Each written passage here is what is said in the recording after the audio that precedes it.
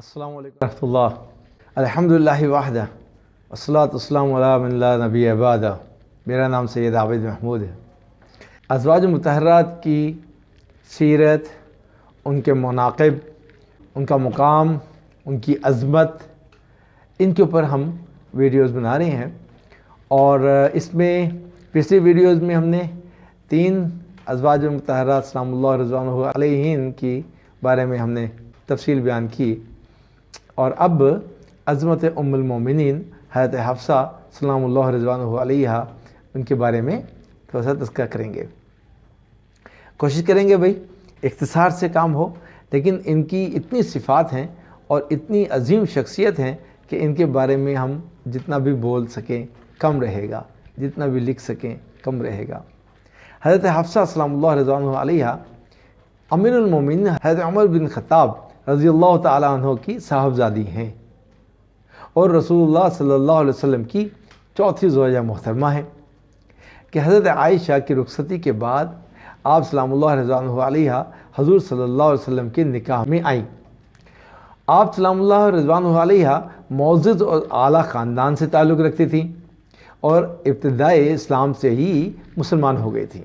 یعنی ہم نے واقعہ سنا ہوگا کہ حضرت عمر رضی اللہ تعالیٰ عنہ تقریباً ابتدائی اسلام میں 40 سے 48 افراد مسلمان ہوئے تھے، تو حضرت عمر رضی اللہ تعالیٰ عنہ مسلمان ہوئے.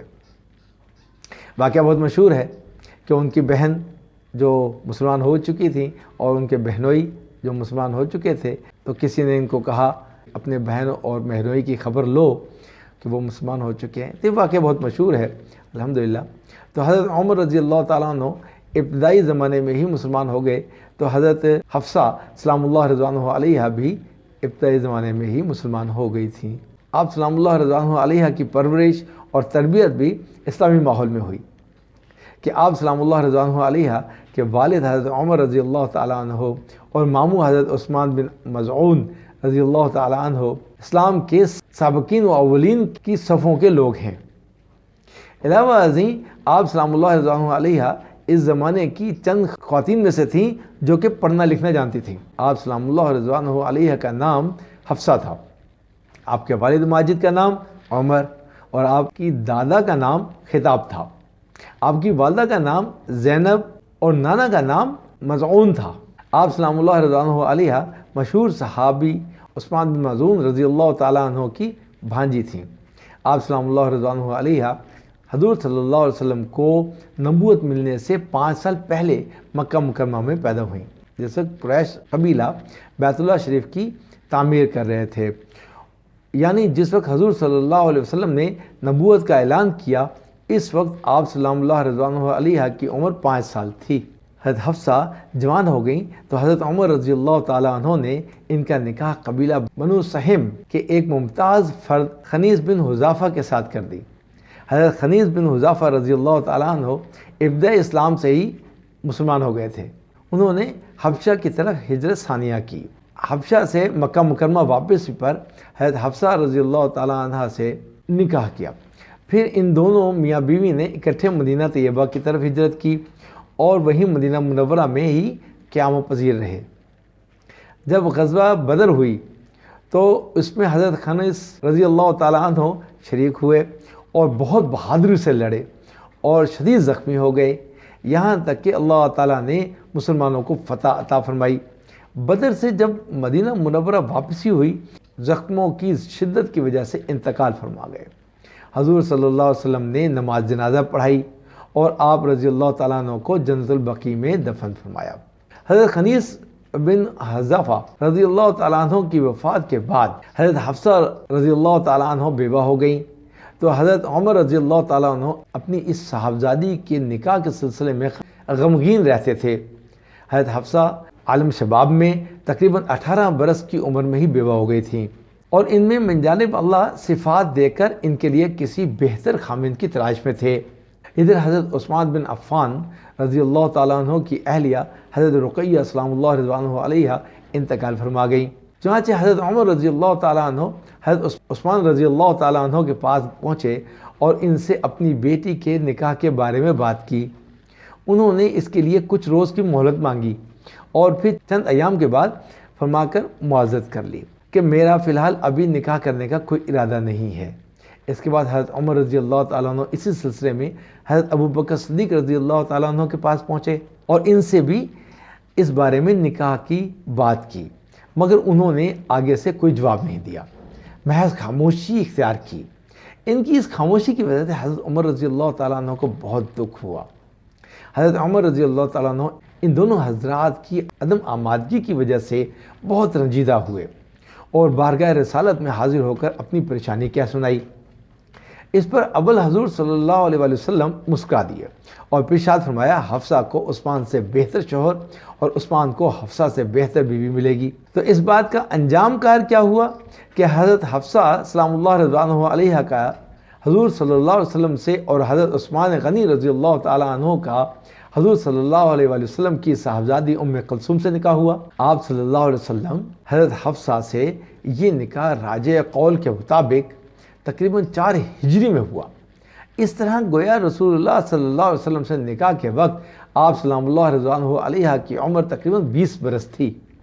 ایک موقع پر حضرت ابوبکر صدیق رضی اللہ تعالیٰ عنہ نے حضرت عمر رضی اللہ تعالیٰ عنہ سے کہا، آپ کے نکاح پیش کرنے کے وقت میری خاموشی سے آپ کو دکھ تو ہوا ہوگا؟ تو حضرت عمر رضی اللہ تعالیٰ عنہ نے کہا، ہاں دکھ ہوا تھا۔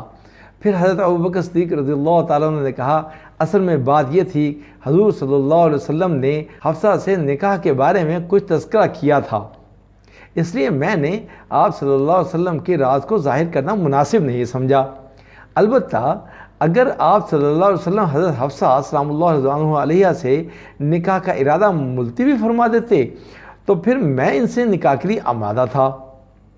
حضرت حفصہ سلام اللہ رضوانہ علیہ باوجود ام المومنین ہونے کے اپنے والد محترم حضرت عمر بن خطاب رضی اللہ تعالیٰ عنہ کی خود خدمت کیا کرتی تھیں۔ چانچہ ایک دفعہ حضرت عمر رضی اللہ تعالیٰ عنہ اپنی بیٹی حضرت حفصہ سلام اللہ رضوانہ علیہ کے پاس تشریف لائے تو آپ نے اپنے والد کی خدمت میں شوربہ رکھا اور روٹی چور کے اس میں ڈالی اور اس میں کچھ تھوڑا سا زیتون کا تیل بھی ملا دیا۔ اس پر حضرت عمر رضی اللہ تعالیٰ عنہ نے ان سے فرمایا کہ ایک برتن میں 2 سالن، میں تو مرتے دم تک اس کو نہیں چکھوں گا۔ تو اس وقت یہ رواج تھا صحابہ رضوان اللہ تعالیٰ اجمعین کا کہ ایک برتن میں 2 سالن ملا کر نہیں کھاتے تھے۔ اس کو وہ بدعت سمجھتے تھے کہ یہ فراوانی اور عیاشی کا سبب ہے، لیکن ہمارے زمانے میں تو کوئی اس کا لحاظ نہیں کیا جاتا۔ نمک بھی ایک الگ سالن کہلایا جاتا تھا اور زیتون کا تیل بھی ایک الگ سالن بنتا تھا۔ اس طریقے سے وہ ایک سے زیادہ سالن اکٹھا رکھنا عیاشی سمجھتے تھے۔ اب یہ ان کی سادگی تھی، ہم لوگوں نے اس کے اوپر کوئی عمل نہیں کیا۔ بہرحال حضرت حفصہ سلام اللہ رضوانہ علیہ بخوبی پڑھنا لکھنا جانتی تھی۔ آپ سلام اللہ رضوانہ علیہ نے حضور صلی اللہ علیہ وسلم سے دین سیکھ کر اس کو محفوظ کیا اور اس کی تعلیم اور ارشاد کا اہتمام بھی فرمایا۔ متعدد صحابہ کرام اللہ رضوانہ علیہم اجمعین آپ سلام اللہ رضوانہ علیہ سے احادیث روایت کرتے تھے۔ خود آپ سلام اللہ رضوانہ علیہ نے احادیث روایت کر کے امت تک پہنچائی۔ اس کے علاوہ قرآن مجید کی حفاظت کی سعادت بھی آپ سلام اللہ رضوانہ علیہ کے حصے میں آئی۔ وہ اس طرح کہ حضرت ابوبکر صدیق رضی اللہ تعالیٰ عنہ نے اپنے زمانے میں چمڑے کے مختلف ٹکڑوں پر قرآن کی آیات لکھ کر ان کو جمع کر کے ایک جگہ قرآن مجید کا نسخہ و صحیفہ تیار کروایا تھا۔ وہ نسخہ حضرت ابوبکر صدیق رضی اللہ تعالیٰ عنہ کی وفات تک انہی کے پاس رہا، پھر حضرت عمر رضی اللہ تعالیٰ عنہ کے پاس آ گیا۔ حضرت عمر رضی اللہ تعالیٰ عنہ نے اپنی شہادت سے پہلے وہ نسخہ حضرت حفصہ سلام اللہ رضوانہ علیہ کے پاس رکھوا دیا، پھر وہ آخر تک حضرت حفصہ سلام اللہ رضوانہ علیہ کے پاس ہی رہا۔ حضرت عثمان غنی رضی اللہ تعالیٰ عنہ کے زمانے میں جب قرآن مجید کے نسخے لکھوائے گئے اور ان کو سرکاری سطح پر مختلف علاقوں میں بھیجا گیا تو اس کی تیاری میں عثمان غنی رضی اللہ تعالیٰ عنہ نے اول تو حضرت حفصہ سلام اللہ رضوانہ علیہ کا وہ نسخہ منگوایا۔ اس نسخے کو سامنے رکھ کر قرآن مجید کے باقی نسخے اس کی نقل کر کے تیار کیے گئے۔ اس کے بعد حضرت حفصہ سلام اللہ رضوانہ علیہ کو یہ صحیفہ واپس کر دیا گیا جو کہ موت تک ان کے پاس رہا۔ اس طرح بلاد عالم میں قرآن مجید جو پھیلا اس میں حضرت حفصہ سلام اللہ رضوانہ علیہ کا یہ نسخہ بنیادی کردار ادا کرتا ہے۔ اس لیے آج تک پڑھے جانے والے قرآن مجید میں حضرت حفصہ سلام اللہ رضوان علیہ کا پورا حصہ ہے، یعنی حفاظت قرآن میں اتنی بڑی فضیلت بھی انہی کے حصے میں آئی۔ حضرت حفصہ سلام اللہ رضوان علیہ کو یہ اعزاز بھی حاصل ہے کہ جب وہ حق و باطل کے درمیان پہلا معرکہ غزوہ بدر ہوا تو اکیلے حضرت حفصہ سلام اللہ رضوان علیہ کے گھرانے سے بہت بڑی تعداد میں لوگ شریک ہوئے۔ ان کے والد حضرت عمر رضی اللہ تعالیٰ عنہ بدر میں شریک ہوئے، ان کے چچا حضرت زید رضی اللہ تعالیٰ عنہ بھی شریک ہوئے، ان کے شوہر حضرت خنیس بن حذافہ رضی اللہ تعالیٰ عنہ بھی شریک ہوئے، ان کے 3 ماموں حضرت عثمان بن مظعون، حضرت عبداللہ بن مظعون اور حضرت قدامہ بن مظعون رضی اللہ تعالیٰ عنہ، اور ماموزد بھائی حضرت صائب بن عثمان رضی اللہ تعالیٰ عنہ اجمعین، یہ سب کے سب لوگ بدر میں ایک ہی خاندان کے شریک ہوئے، اور یہ بہت بڑی فضیلت ہے اور بہت بڑی سعادت ہے۔ جمہور علماء کے مطابق شعبان 45 ہجری میں مدینہ منورہ میں آپ سلام اللہ رضوان علیہ کا وصال ہوا۔ اس وقت آپ کی عمر تقریباً 60 برس تھی۔ اس وقت امیر مدینہ مروان بن حکم نے آپ سلام اللہ رضوان علیہ کی نماز پڑھائی اور کچھ رستے تک آپ سلام اللہ رضوان علیہ کے جنازے کو کندھا بھی دیا۔ اس کے بعد قبر تک پہنچانے کے لیے حضرت ابو ہریرہ رضی اللہ تعالیٰ عنہ نے کندھا دیا۔ آپ سلام اللہ رضوان علیہ کے بھائی اور بھتیجے قبر میں اترے اور آپ کو جنت البقیع میں دیگر ازواج مطہرات کے ساتھ دفن کر دیا گیا۔ اسی طرح اللہ سبحانہ وتعالیٰ کے مقرب ترین فرشتے حضرت جبرائیل علیہ السلام نے آ کر رسول اللہ صلی اللہ علیہ وسلم سے حضرت حفصہ سلام اللہ رضوان علیہ کے متعلق کہا، وہ راتوں کو بہت زیادہ نماز پڑھنے والی اور دن میں بہت زیادہ روزہ رکھنے والی نیک خاتون ہیں، نیز وہ جنت میں بھی آپ کی بیوی ہوں گی۔ آپ سلام اللہ رضوان علیہ نے موت تک روزے رکھے، حتیٰ کہ جس دن آپ سلام اللہ رضوان علیہ کا انتقال ہوا اس دن بھی آپ روزے میں تھیں۔ نیز آپ سلام اللہ رضوان علیہ ایسی کمال اخلاق کی مالک تھیں کہ سوکن ہونے کے باوجود بھی آپ سلام اللہ رضوان علیہ اور حضرت عائشہ سلام اللہ رضوان علیہ میں بہنوں جیسا پیار تھا، اور آپ دونوں ایک دوسرے کے معاملات میں اکثر شریک رہتی تھیں۔ حضرت حفصہ سلام اللہ رضوان علیہ کی بلندی شان کے مطابق حضرت عائشہ سلام اللہ رضوان علیہ کا فرمان ہے، وہ اپنے باپ جیسی تھیں، یعنی باپ جیسی صفات تھیں۔ حضرت عمر رضی اللہ تعالیٰ عنہ کی حقیقی جانشین تھیں۔ آپ سلام اللہ رضوان علیہ بہت نیک اور انتہائی پرہیزگار خاتون تھیں۔ تو ازواج مطہرات کا شرف حاصل ہونا یہ کوئی چھوٹی بات نہیں ہے۔ محمد رسول اللہ صلی اللہ علیہ وسلم کے حرم میں داخل ہونا یقیناً انہی عورتوں کی صفات تھیں اور انہی کا ہی مقام تھا کہ وہ آپ صلی اللہ علیہ وسلم کے حرم میں داخل ہوئیں، اور وہ ان کے قابل تھیں۔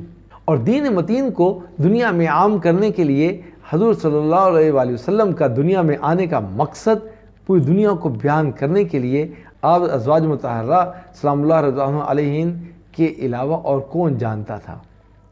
پوری امت کو سمجھایا کہ پوری دنیا کے قیامت تک آنے والے آخری انسان تک محمد رسول اللہ صلی اللہ علیہ وسلم کا کلمہ پہنچ جائے اور ان کی فکر پہنچ جائے اور ان کا آنے کا مقصد پہنچ جائے، یعنی کہ انسانوں کو مخلوق کی غلامی سے نکال کر اللہ کی غلامی میں لے آنا، یہ مقصد رسول ہے۔ آپ کا اور میرا کام بھی یہی ہے۔ اب اور کوئی نبی نہیں آئے گا، محمد رسول اللہ صلی اللہ علیہ وسلم آخری نبی ہیں۔ اب دین اسلام کو، اس دین مبین کو قیامت تک آخری انسان تک پہنچانا اور ایسا سوچنا، ایسا کوئی کام کر جانا، یہ تبلیغ کا سلسلہ جاری و ساری رہے کہ قیامت تک آنے والے آخری انسان تک بات پہنچے اور صحیح سالم پہنچے، درمیان میں جتنے بھی فتنے آئیں وہ سب فتنے آ کر ختم ہو جائیں، لیکن دین متین کی تبلیغ کا کام دنیا کے ختم ہونے تک آخری انسان تک پہنچ جائے۔ تو بھئی اس کا آپ کا اور میرا سب کا ذمہ داری ہے۔ انشاءاللہ اس میں بڑھ چڑھ کر حصہ لیں گے۔ اس طرح کی اور ویڈیوز آتی رہیں گی۔ اہل بیت کے مقام کیا ہے، صحابہ رضوان اللہ تعالیٰ اجمعین کا مقام کیا ہے، اور ان سے امت کی محبت کیا تقاضا ہے، اور امت کو کس طریقے سے آپ صلی اللہ علیہ وسلم کے خاندان کو عزت اور اکرام و توقیر دینی ہے۔ تو ویڈیوز کو دیکھتے رہیں، آگے دوسروں تک بھی پہنچاتے رہیں۔ اللہ آپ لوگوں کو جزائے خیر دے۔ بہت ٹائم لے لیا، اگلی ویڈیو میں انشاءاللہ ملاقات ہوگی۔ السلام علیکم ورحمۃ اللہ۔